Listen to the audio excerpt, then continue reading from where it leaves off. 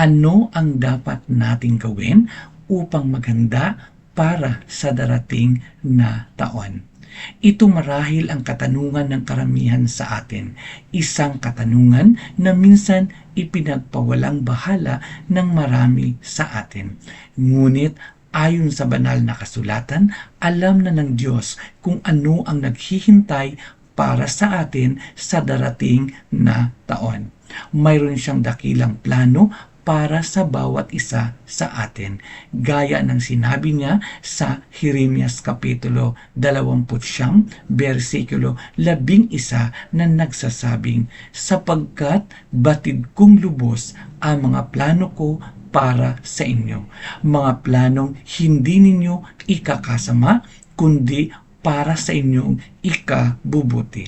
Ito'y mga planong magdudulot sa inyo ng kinabukasang punong-puno ng pag-asa.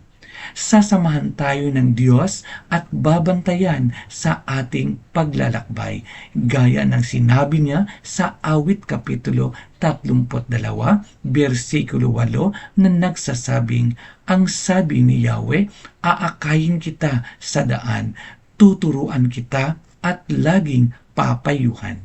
Kapag humingi tayo ng patnubay at direksyon mula sa Diyos, maaari tayong sumulong na may kumpiyansa dahil alam natin ng kanyang mga layunin at gawain ang siyang matutupad.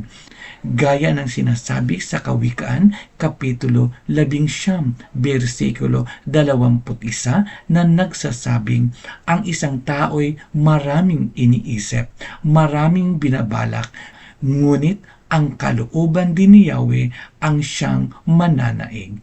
Kaya sa taong ito, nararapat lamang na ipagkatiwala natin sa Diyos ang lahat ng ating mga plano at gawain upang sa ganon makamit natin ang dakilang tagumpay.